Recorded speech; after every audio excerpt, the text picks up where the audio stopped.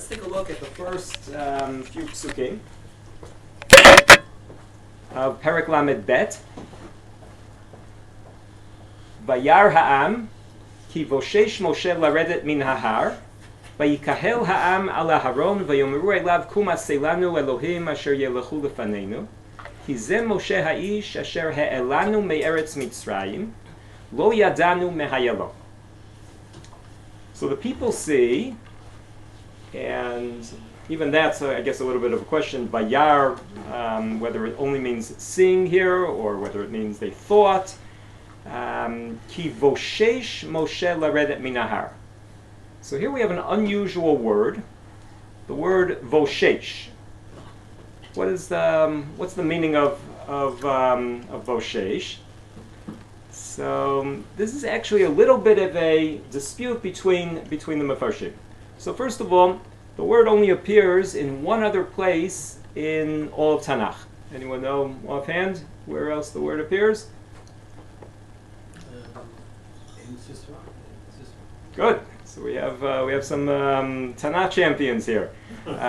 So the other place where the word Voshesh comes up is in Shofetim Perek Hey, in describing how the mother of Sisera was waiting for her son to return from battle. He, of course, was killed by Yael.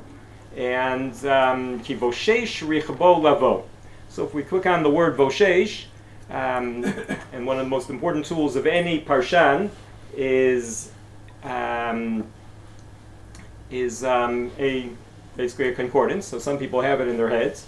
Other people can use electronic tools. So we click on the word and we see that there are multiple forms of boshesh. It comes up in the root of bosh, which is not necessarily something we would have assumed, but that's the way most of the grammarians, lexicographers understand that boshesh is related to the verb bosh, which generally means to be embarrassed. Now, being late can be connected a little bit to an embarrassment. One could be late because of embarrassment. One could be embarrassed that one's late, but it's not such a simple connection. In any case, here we see that there's the second place where one time it's voshesh, the other time it's boshesh. That just has to do with the letter that comes before the word. So the second case here is the case of Aim Sisera.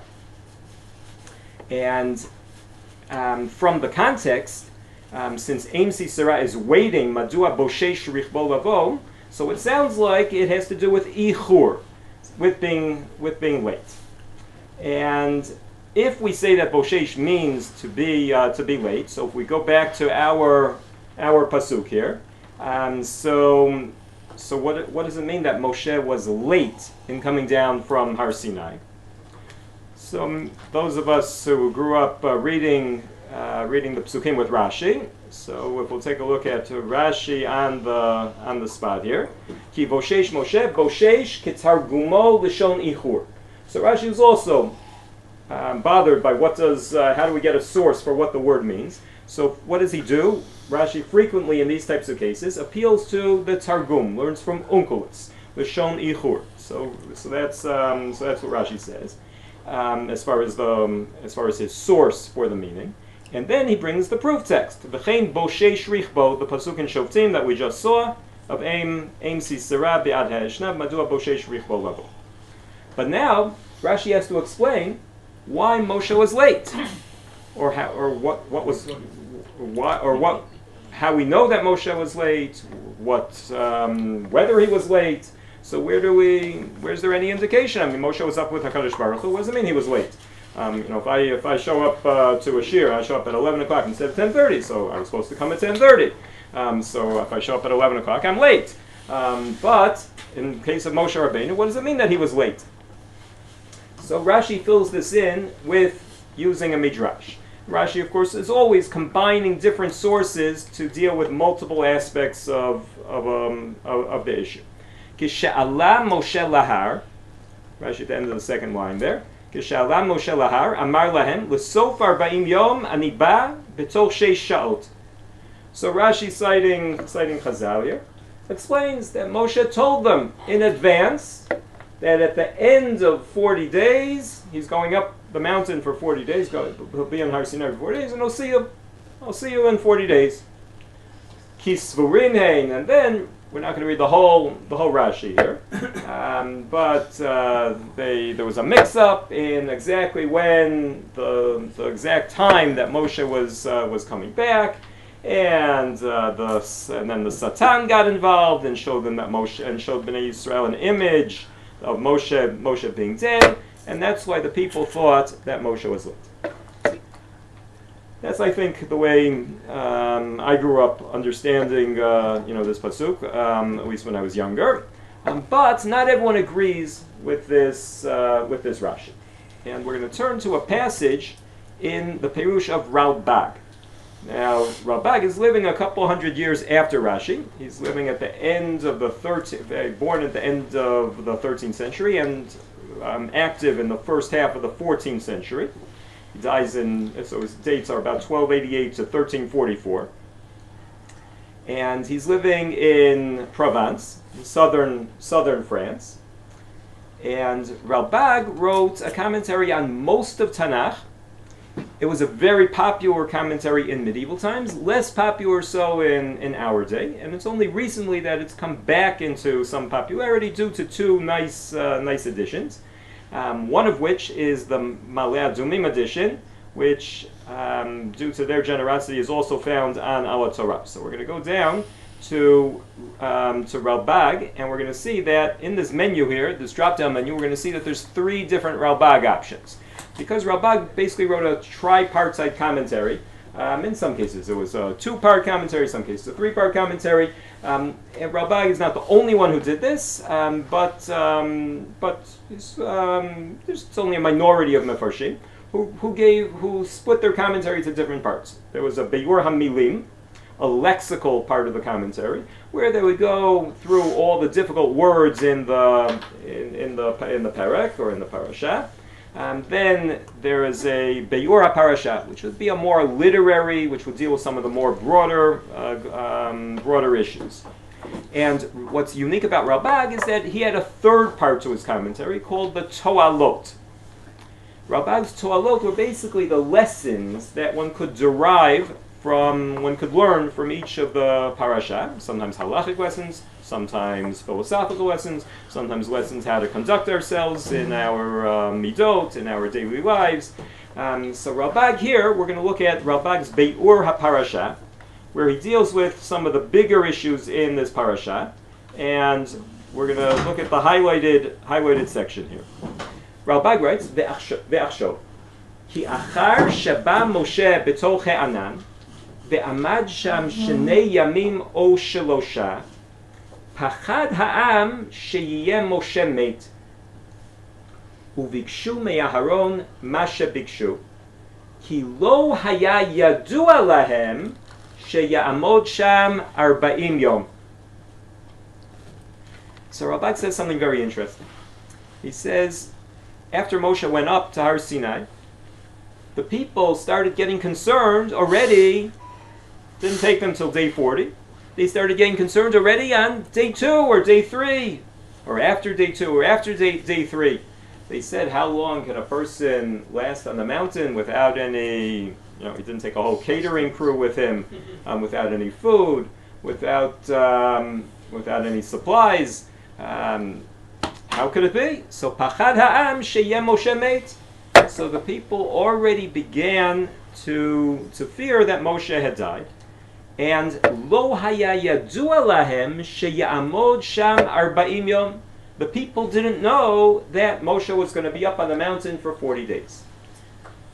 That's an interesting chidush. So as opposed to Rashi and the Midrash that Rashi is citing that Moshe left instructions before he went up the mountain, the people didn't know. Not only that, but Ralbag goes a step further. V'yidmeh shegam Aharon lo yada kama ya'amod sham Moshe. Even Aaron didn't know how long Moshe was going to be up on the mountain. Ve'ulam, all he knew, haya yodea ki hu haya sham lekabel mitzvot haTorah. All Aaron knew was that Moshe was supposed to be getting mitzvot up on Har Sinai. ולזה התחכם להשבית המלאכה בזה האופן כפי היכולת. And therefore Aaron tried to delay things as much as possible. So he delayed 1 day, 2 days, 3 days, 7 days, 10 days, 20 days. How long? How long can you delay everything? So Ralbag's alternative reading of the story gives us a slightly different picture as to what's going on here as the people wait for Moshe to return. Was it just that Moshe was late by a couple hours and people were so impatient? Or perhaps, in Rashi's reading, perhaps the people were looking for an excuse. Perhaps this wasn't that the people said, oh, how are we going to survive? This is the people, and according to Rashi, there's a group of people who are involved, who are very heavily involved here, and that is the Erev Rav, the people who came up with Bnei Yisrael from Mitzrayim. So according to Chazal, which Rashi quotes, Eile Elokecha, in Rashi there, V'lo ne'amar kan Eile Eloheinu, Mikan shebnei Erev Rav she'alu mimitzrayim heim shenikalu al Aharon, heim she'asa'u, v'achar kach hit'u et Yisrael acharav. So Rashi says that who are the people who are involved here? These are the people who were not part of Bnei Yisrael, but they joined. They were people who latched on to Bnei Yisrael. They saw an opportunity. Bnei Yisrael, good things were happening to them. They were going out with lots of gold and silver. So they joined the bandwagon on the way out of Egypt. And of course, these people were going to be troublemakers. They're the Asafsuf that we hear about in Parashat Behalotecha. At least according to Rashi. So these people, when you have troublemakers, they look for any excuse to make problems. We all know that there's sometimes people who protest about all sorts of things, and one day it will be one thing, the next day it will be something else, and the third day, and it's not really any one of those issues that's motivating them to really be concerned about real issues or about the people, but it's an excuse to make problems, to wreak havoc. From Rashi's view, that's what's part of what's going on here in our parasha. So Moshe was a few hours late. That was enough for the Erev Rav to then start demonstrating where is Moshe, what's going on here, and raise all sorts of problems, and that's Rashi's view of the story. For Ralbag, on the other hand, it's a totally different picture. For Ralbag, the concern over Moshe not being there is much more understandable. Moshe didn't tell them he was going to be away for 40 days. So already on day 2, day 3, some people start, the murmuring start. This continues for 37 more days. And by the end, that's a long time already. And by the end of that period of time, the people have just had it. Now, the advantage of Rashi's reading is what? And if we weigh the two readings against each other? What would you say are the advantages of each reading? Rashi's goes along with the words. Okay, so according to Rashi, ki voshesh Moshe would mean that he was late. Now, that's assuming, and that meaning of Boshesh, very good, so works well with the Ein Sisra story. So how would Ralbag read the word Voshesh Moshe Laredet Minahar? How would he understand the word? So he would understand that Voshesh doesn't mean late, but rather that he was tarrying. Not that he had promised them that he was going to come back at a certain time and he didn't make it, but it was taking him a long time. Now you could read that into the pasuk by just 1 second of Ein Sisra also. Ein Sisra doesn't necessarily see that Sisra was late. Sisra didn't necessarily tell her, I'm coming back in 40 days or in 2 days or whatever. It didn't give her an exact ETA. But she was expecting him, and it was taking him a long time to come. So that's certainly another viable reading, viable understanding of Voshesh. Yeah? In the literal reading of the Torah, even though there could have been a perceived lateness through erroneous thinking. Mhm. At most, it would have been half a day. And it didn't seem like half a day would have been enough time to even put all this process together, much less collect gold and make a golden calf. So is that why I forgot the other name you said? Rabbi. Okay, I mean, I don't pronounce it very well. That's why he's giving the alternative explanation. Excellent, excellent. So there's a big process that's going on here, and that's all sorts of. We didn't read all the psukim yet, but Aaron has to tell them to collect gold. The people have to collect it. This is a big nation here. It doesn't happen. It wasn't a snap of fingers. Aaron has to fashion it. Aaron says Chag Lashem Machar. So he keeps on pushing them off. This is a long process, which is taking which would seem to be taking a long time. That might fit very well with Ralbag, who says that this already started. It didn't necessarily start on day 40. It could have started on day 7. It could have started on day 14. We don't know a time frame, and that's true in general. A lot of times in Tanakh, things are presented as happening all in one shot, all in one day. It's not always that way. Sometimes things are a much more extended, protracted process. Apologies. Yeah. Quick follow-up question. Aaron is perceived, well, at least I'm in the process of conversion. So in our conversion, we have to do everything per Orthodox conversions for it to be accepted by the state of Israel and the Rabbanut. And the way we've learned about it, it almost seems as though Aaron was at some great fault. So I asked the question recently, was he just buying time? Is it general belief that he was just buying time? Good. So we're going to deal a little more with Aaron's role in the continuation, but certainly a very dominant approach in the commentators is that Aaron is buying time, waiting for Moshe to come back, and one can judge him favorably or not so, or less favorably as far as those actions. We'll be coming to that a little more. Sure. So what is the advantage though to Rashi's reading as opposed to Ralbag? We saw that maybe the word boshesh maybe could work a little better for Rashi. He places the blame on Bnei Yisrael. So Rashi's reading places it on the Erev Rav rather than on Bnei Yisrael. Now I don't know if that's an advantage, but that might be part of what's motivating Rashi's reading. Now the other advantage to Rashi's reading is I think the following.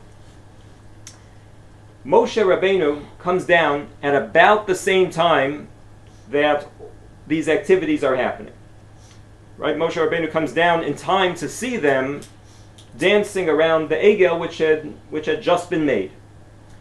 According to Ralbag, that the people were waiting and waiting and waiting, so it's a big coincidence that they make the Egel and right away Moshe comes down.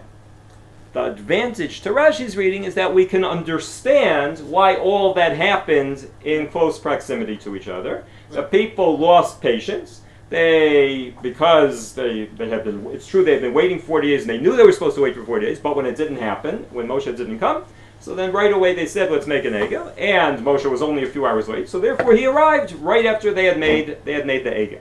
But no, he arrived because God told him to go down at that point.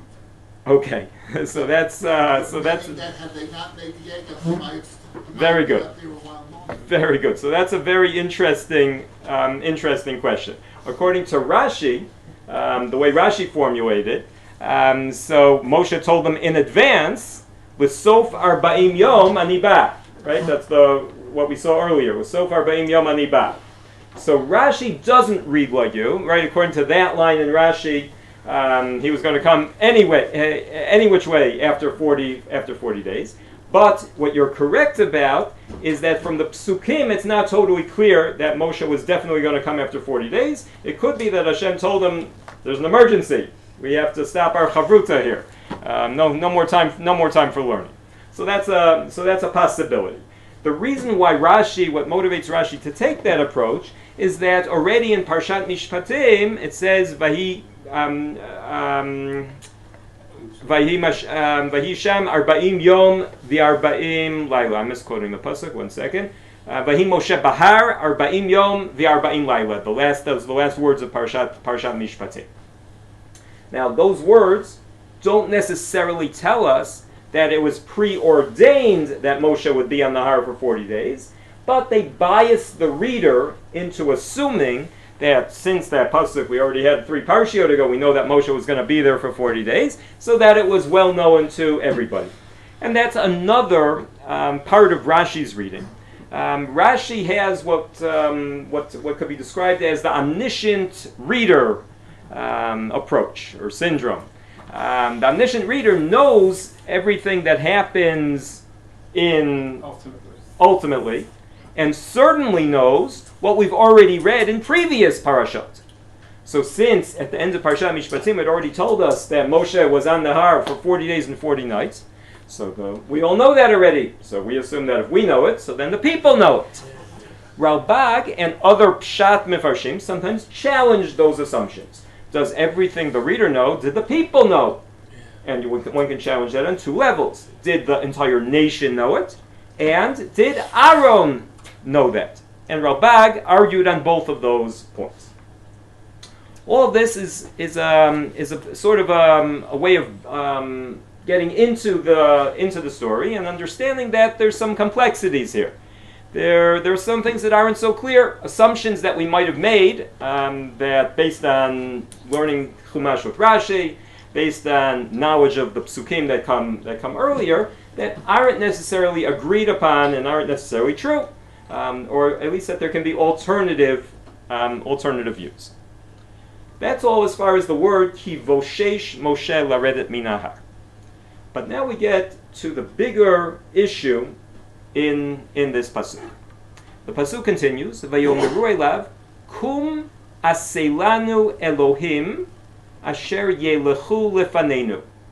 So the people said to Aaron, let's go, get up, make us an Elohim that will yelechu lefanenu. What's interesting about that word, yelechu?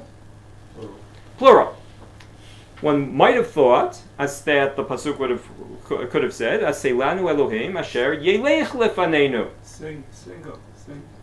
In a singular form.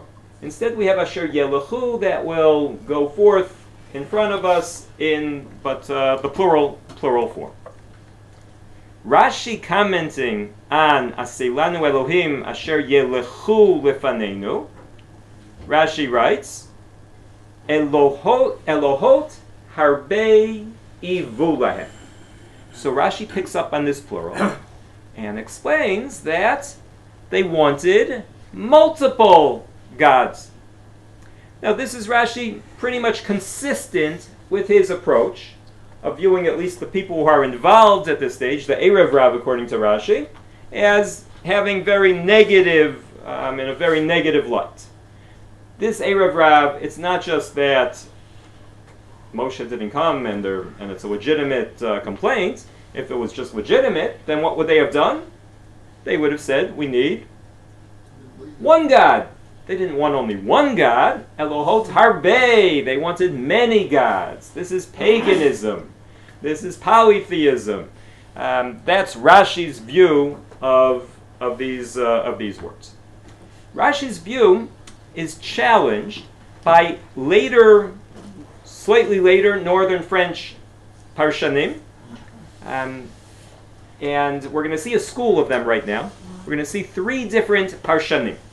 The earliest of them is Rabbi Yosef Kara, who was a Talmid Chaver, a student colleague of student/colleague of Rashi. So he was a little bit younger, about 10 years, maybe 20 years younger than Rashi. He viewed Rashi, everyone viewed Rashi as the Gadol Hador even in his lifetime, but he wasn't afraid to challenge Rashi, disagree with Rashi. And Rabbi Yosef Kara wrote two types of works, 2 types of exegetical works on Torah and parts of Nach as well. One of them was glosses on Rashi's commentary. So sometimes just like some people, they mark up their books, and on the side they write their notes, right? You read a book, you see something interesting, you disagree, you agree, you have another source you want to add, so sometimes people mark things up in the margin. So that's what he did on his copy of Rashi's commentary. In addition, he also wrote his own standalone commentary. Now we have both of them survived in all sorts of different manuscripts, and we have both of them in the Mikraot Gedolot here, and we're going to take a look at Rabbi Yosef Kara Hagahot al Perush Rashi, his glosses on Rashi's commentary. So Rabbi Yosef Kara here says, Asher yelechu lefanenu, kol elahut lishon rabim, kemo asher halechu Elokim liftot lo la'am lasum lo shem. Pasuk in Shmuel Bet. Ki Elokim kidoshim hu. Pasuk at the end of Yoshua. V'chein adnut lishon rabim, kemo Adonai Yosef. By Potiphar. Afkan, Aselanu Elohim asher yelechu lefanenu, v'iyat hamotzei ela echad, shene'emar vayetzei ha'egel hazeh. So Rabbi Yosef Kara says the following. He says, in this case, they didn't ask Aaron to produce multiple golden calves. There was only one golden calf. So just because the pasuk in the plural says Asher Yelechu doesn't necessarily mean that they were requesting multiple gods. Now Rashi could argue that they requested multiple gods and Aaron bargained them down to only one. So that's one option. But Rabbi Yosef Kara says no, that's not reasonable. We look at what happened. What happened is there was only one egel. So what is this plural? So Rabbi Yosef Kara appeals to Darchei HaMikraot, to the way of Scripture, to the way Tanakh, the way the Torah writes. And he shows us a number of other psukim in which the word Elokim, which is a plural form to begin with, Eloka, Kel, right, would be more singular type of forms, but Elokim itself is a plural type of form. So here in the whole version of it, Aselanu Elohim. So the word is since the word itself is plural, sometimes it will be conjugated in the plural, like in the psukim from Shmuel and Yehoshua that Rabbi Yosef Kara cites. Another way of formulating this would be that it would sort of be like a royal we. And that would work with the parallel that Rabbi Yosef Kara brings to the Adonut. Sometimes Rabbi Yosef Kara says the Adon is conjugated in the plural, like Adonai Yosef. So Adonim, Elohim, these are words that can be that can take on a plural form without any specific intention of there being something plural going on. But more like a royal we. So that's Rabbi Yosef Kara, who's the generation, about half a generation after Rashi, maybe even a little less, and he's arguing with Rashi on the grammatical fine points. Rashi's grandson goes a step further. So we're going to turn now to Rashbam's commentary.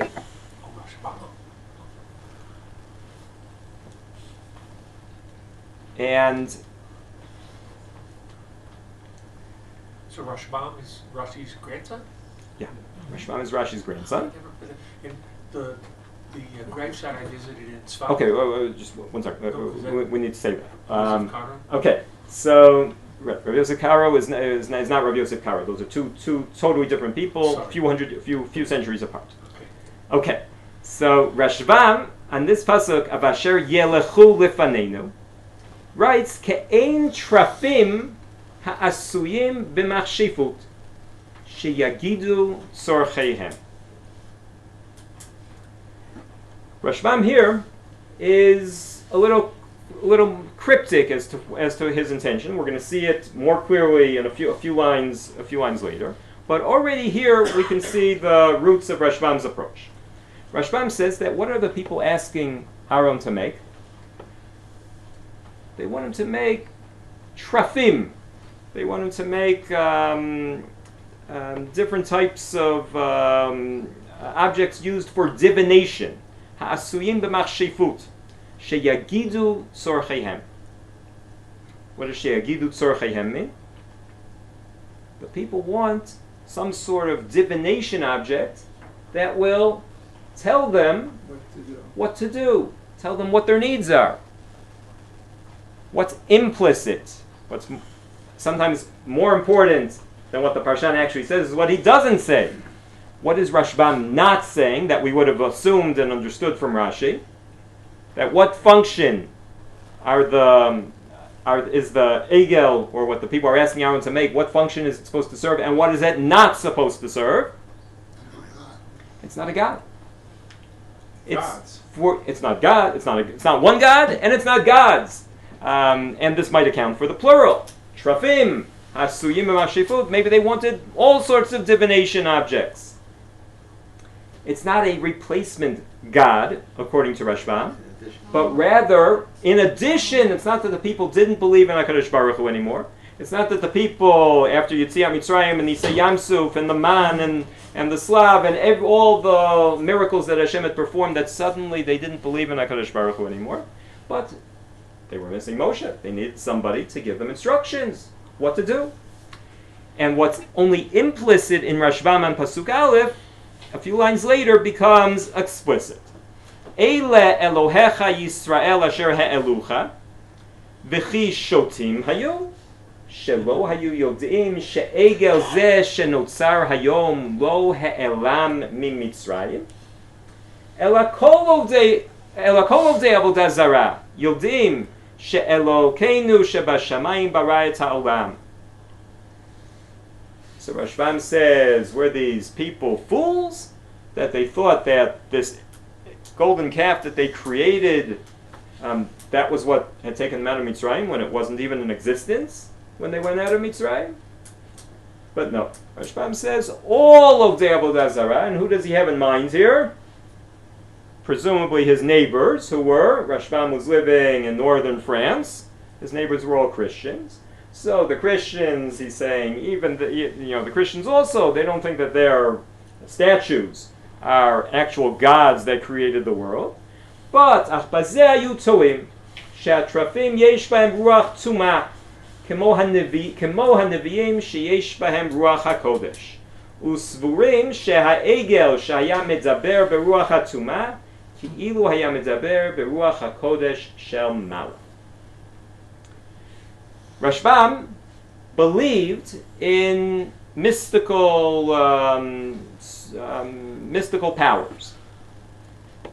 In Islamic lands, and we're going to see that there's going to be a divide here between exegetes in northern France, in Christian lands, and exegetes in Islamic lands, would have taken strong issue with Rashbam on this view. But that was Rashbam's view. All sorts of supernatural powers, magical powers, black magic. These were things that Rashbam believed were forbidden, but were true, actually existed, and had certain capabilities. And Rashbam says that's what the people are requesting here. So Elohim, according to Rashbam, doesn't mean gods, or multiple gods, like Rashi understood it, but Elohim means divination objects that could be used to get advice, to get instruction, so that would help the people know what to do. So far we've gone from Rashi to Rav Yosef Kara, and now to and then to Rashbam, and now we're going to take a look at the next generation, the generation of Rashbam's students, and this person was actually a student of Rashbam's brother, who we know as Rabbeinu Tam, Rabbeinu Yaakov.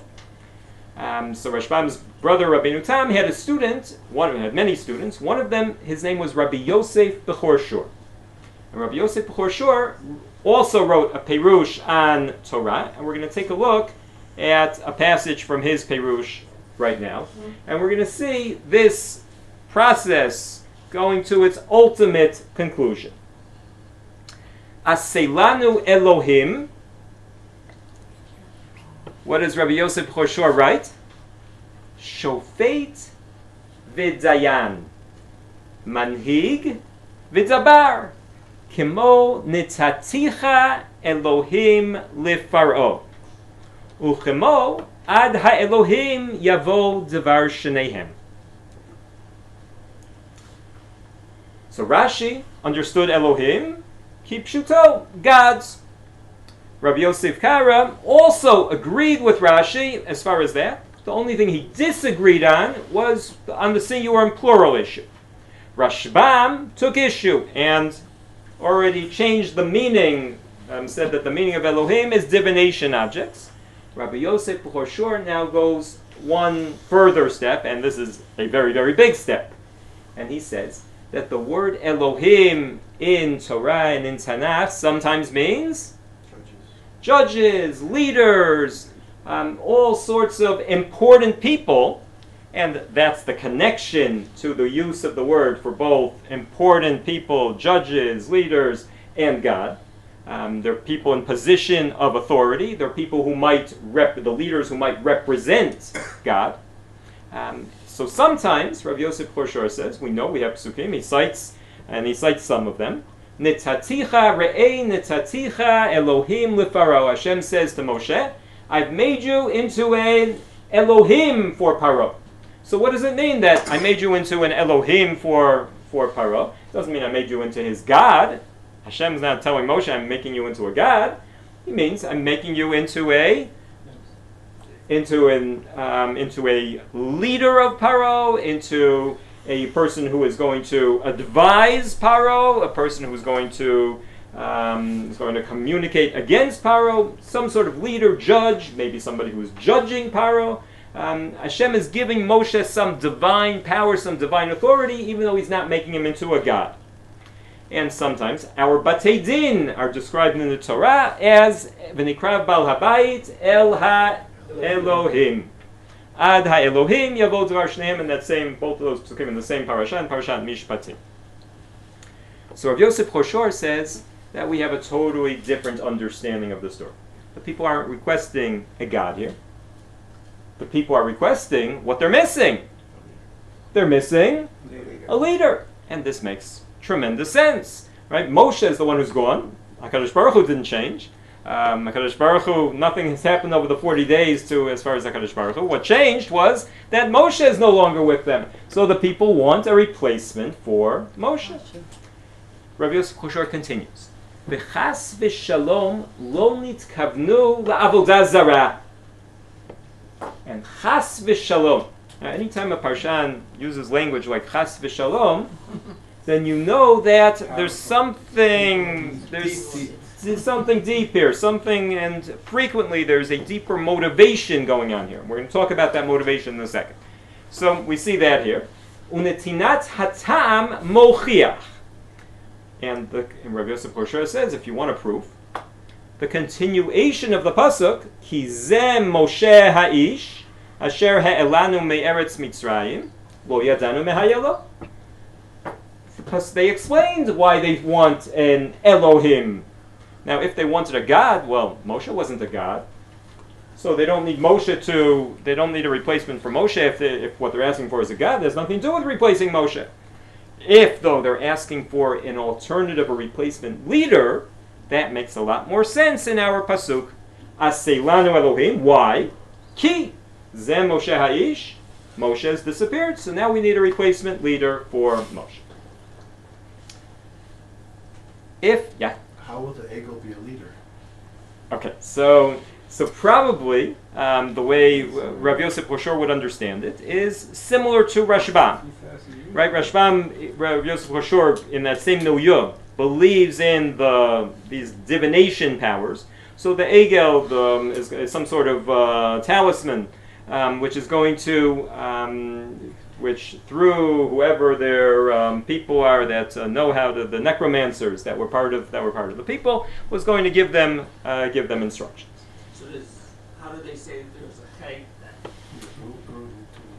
Very good. So we're gonna develop. We're now going to see. That's an excellent question. Let me just repeat it for anyone who didn't hear. So according to Rabbi Yosef B'Choshor, and part of what's motivating him is probably exactly that point, that we want to reduce the sin of Bnei Yisrael.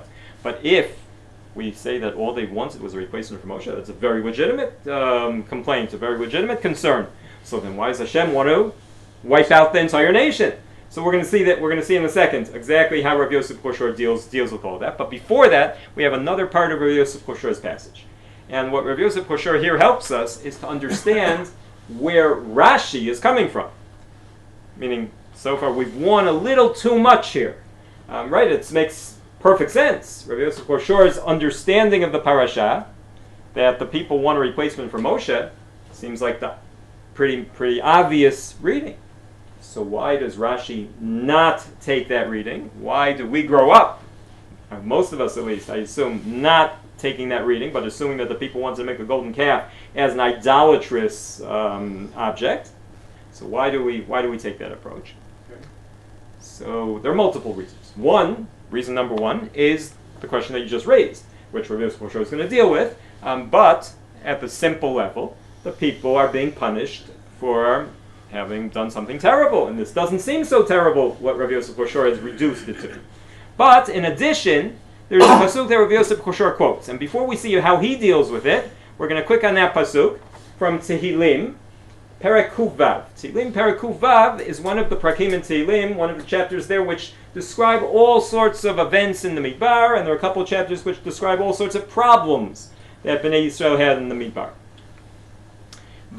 So the pasuk before, pasuk Yud Tet, Ya'asu Egel Bechorei Vayishtachavu L'Maseicha. So we know it's talking about Chet HaEgel here. Then the pasuk continues, Vayamiru et Kivodam B'Tavnit Shor Ochel Esav. So Vayamiru, they replaced Kivodam,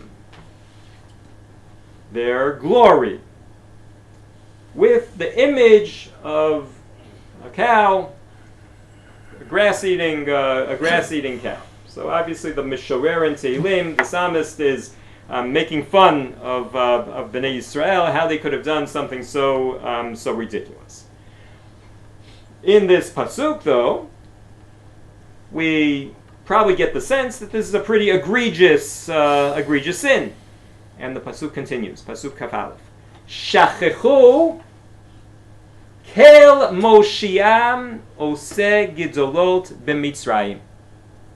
What does it sound like from this pasuk in Tehillim? What were Bnei Yisrael doing in this Chet HaEgel? They forgot God.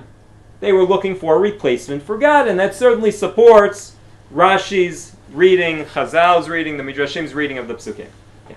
Could this be sort of like a trend? Because in Devorah it mentions that the people told Moshe they really couldn't deal direct communication with Hashem. They wanted Moshe to do it, and now Moshe's not around, and they're starting to basically forget. Yep, absolutely.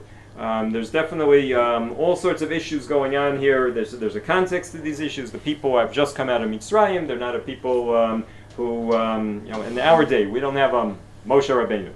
Though some parts of our population are more inclined to try to find Moshe Rabbeinu like figures. But this is a people with an undeveloped religion. Who knows how many mitzvot did they even have at this point? How did they, in addition to dealing with the fact that they're in the middle of a wilderness, without a land, so there's all sorts of problems confronting the people. The need for Moshe is obviously magnified under these circumstances. So from the Psukim and Tehillim, the simple reading of the Psukim might have been that there was something idolatrous going on here. I think that is the simple reading of the Psukim. So Rav Yosef Koshor has to deal with that pasuk. Right? His theory, Rav Yosef Koshor's theory, worked very well in pasuk Aleph, Vayar ha'am ki voshesh Moshe, our pasuk. But what about the pasuk in Tehillim? Uma she'amar David, reading in Rav Yosef Koshor, Vayamiru et kivodam b'tavnit shor ochel esev. And what about that pasuk? He knows, Rabbi Yosef Koshor knows all that. He didn't forget about that pasuk. Hachi ka'amar shehimiru kivodam Moshe. Who is the kivodam in that pasuk? Moshe. They've substituted for Moshe. It's Havnit Shor, a grass-eating cow. שעשה לו הקדוש ברוך הוא ניסים ונפלאות על ידו בתבנית שור. Now Rabbi Yosef Kushor doesn't quote the next pasuk of Shachachu Kel, which supports Rashi's reading, and there's probably a reason why he didn't quote that part of the pasuk. But I wouldn't say that's a knockout blow to his reading. Something to keep in mind.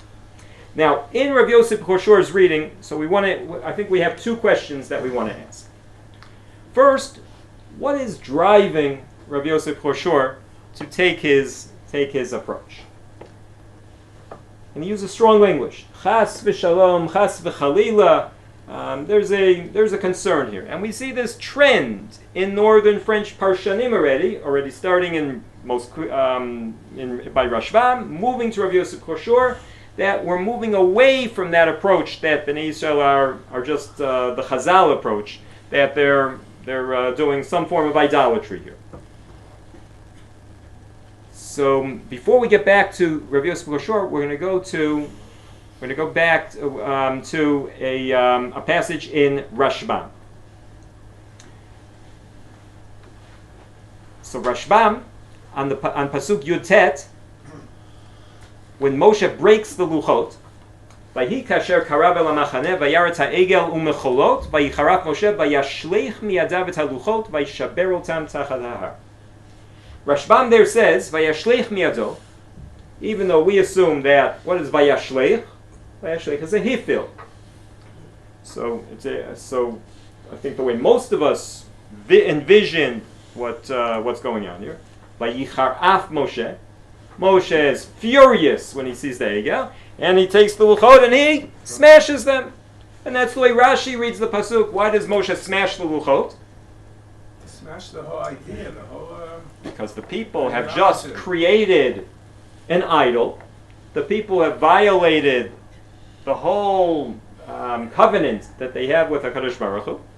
So to bring luchot habrit, right? Luchot are represent the covenant. That's why they're called luchot habrit.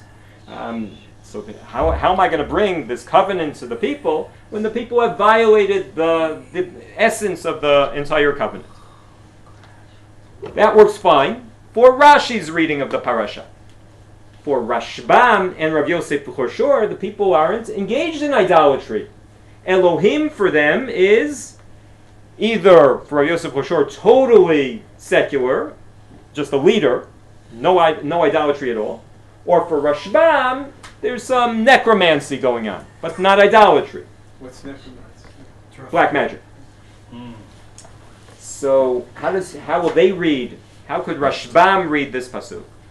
Vayashleich miyado, reading in Rashbam, Kishera'a et ha'egel, tashash kocho v'lo haya bo koach, v'hishlicham rachok mimenu k'tzat, shelo yazik et raglav bin noflam, b'derech kol mashlichei masoy, kishe'ein bahem koach laseit.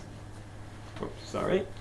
Rashbam has a very, very original reading of our pasuk.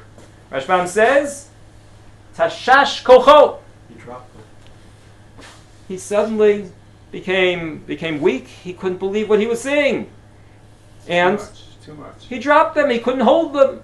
Now, we have to keep in mind that the luchot, no luchot here, but the luchot that we have in most shows, okay, they're little small luchot. According to Chazal, these luchot were enormous. So for an 80-year-old person, even luchot on top of our Aron Kodesh is sometimes not so light. So Moshe's carrying these two enormous luchot, and Rashbam says he just lost it. He lost power, lost control. What's Rashbam doing here? So as opposed to Rashi's reading, that Moshe is smashing them because we're smashing the covenant, because the people violated the essence of their entire relationship with HaKadosh Baruch Hu. Didn't he take a For chance? Rashbam and Rabbi Yosef Kushor, they have to give a totally different reading of our psukim. What's motivating this reading? So I mentioned before that this type of reading and these type of issues And this language of chas v'shalom, how could the people have done an action like this, come up in Christian lands much more so than in Islamic lands. What's the reason? What's the reason for that factor? What's the explanation of that phenomenon? Christianity is a very important factor. For Christianity, Chet HaEgel was the event that caused what? That caused them to become the chosen people, as opposed to Am Yisrael. It's responsible for everything in Christian doctrine. All of the mitzvot that we have that they don't keep, the reason why we have to have them is because we're an Am Sheoref, as demonstrated by Chet HaEgel. Everything in Christianity almost comes back to Bnei Yisrael's sin in Chet HaEgel. Because for them, it was the most horrible sin possible. It was idolatry. Bnei Yisrael were forsaking their God who had just taken them out of Egypt, like Rashi and Chazal's reading, and instead they were replacing it with a golden calf. How absurd! Obviously, these people can no longer be the chosen nation. Rashbam and Rav Yosef Hoshor are engaged in polemics with these people. They're engaged with them on the street. They're engaged with them in the houses of learning. And very often in their Perushim, we find polemical passages. And Mefarshim in commentators in Christian lands in general, not only Rashbam and Rav Yosef Hoshor, also Ramban. We know about Ramban's famous debate with Pablo Cristiani in Barcelona. Ramban also takes the same approach as Rashbam and Rav Yosef Hoshor, arguing that it's impossible that the people could have committed idolatry. And one of the motivations, or certainly one of the benefits for this approach, is that it allowed the Jewish people to respond to Christianity. In contrast to the Mefarshim in Christian lands, Mefarshim in Islamic lands were occupied by a different aspect of this, a different problem in this parasha. A problem which is probably no less troubling, but it's interesting, and I think this also relates to their milieu. Mefarshim like Ibn Ezra and his predecessor Rav Sadia Gaon were concerned not so much with understanding Bnei Yisrael's actions in this parasha, how Bnei Yisrael could have wanted to make an egel, but whose other character that we wonder how he could have done such a thing? Aaron. How could Aaron, who was about to be chosen, or was already chosen as the Kohen Gadol, how could Aaron have been involved in this process? Now we see that in Christian lands we can deal with that problem, and the Mefarshim deal with this problem in different ways. But we can say that Aaron was just a delaying tactic. So that's definitely a possible approach.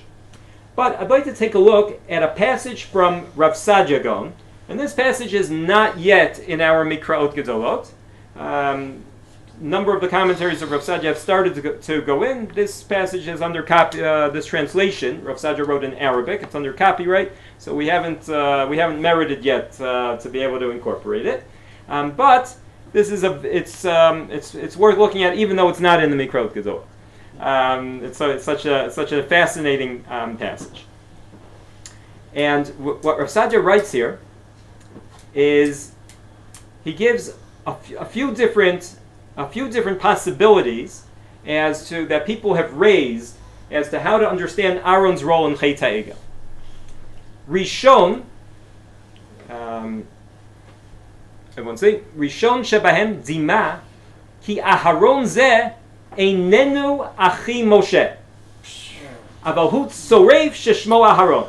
Now Rav Sadia doesn't agree with this, but we can see from this possibility, I'm going to explain in a second, we can see from this possibility already how troubled people were threatened people were by the possibility that Aaron had done something wrong in this parasha.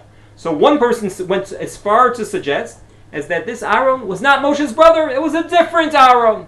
It was some goldsmith whose name was Aaron.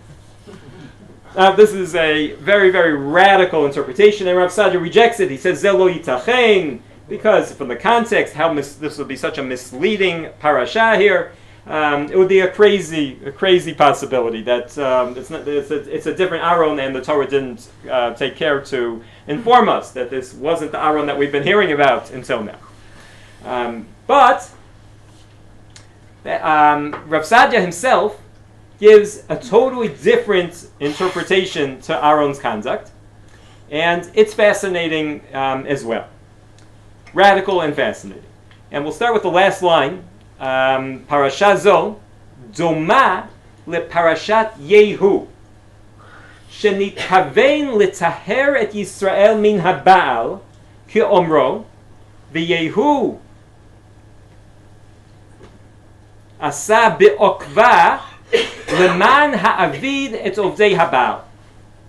Now we're running out of time. We ran out of time, so I'm going to summarize this passage from Rav Sadia. Rav Sadia brings a parallel to Aaron's conduct from the story of Yehu. Now Yehu is an interesting figure in Lachim Bet, Parag Yud. You can read the story of Yehu. You can refresh it if you want. Yehu starts out good, and he slaughters all of the Nevi'ei Habal, all the idolatrous priests. And he does it through an act of deception. He tells them all that, let's make a party for the Baal. So that way everyone gathers, and all the Nevi'ei Habal all gather together. And then Yehu tells his men, and they go and kill all these Nevi'ei Habal. Rav Sadia suggests that Aaron is doing something similar. Aaron, he says, has this problem. He knows that there's a Rav in the nation. He knows that there's all sorts of not such good characters. How do we get them all together to expose themselves so that way we'll be able to know who to punish and who to get rid of and who to weed out from our nation? So he says, you know what? Just like Yehu said, let's make a big party for the Baal. He says, let's make a big party for the Egel. Let's make an Egel Azab. Let's make a big party. Everyone, all the people who want to worship the Egel, will all come out. And they gather around there. And then, when Moshe Rabbeinu comes down, what does he do? He tells B'nai Levi, Ivru Mishar V'Shar B'Machaneh, now that we've identified who are Ovdei HaBaal / Egel, now we know who to get rid of. We wipe them out, and we never have a problem of Avodah Zarah until, of course, Baal and Egel later on in Sefer Malachim. That's Rav Sadia Gaon's theory. And what's fascinating here is that his focus isn't on defending Bnei Yisrael. His focus is on defending Aaron. And here too, I think we have a different polemical motivation. In Islamic lands, there was a doctrine that the Navi, that a prophet, could never was basically infallible. It was almost like papal infallibility. That was their doctrine with regards to Nevi'im. And one of the things that Islam claimed against the Torah is that they said the Torah contains all sorts of forgeries.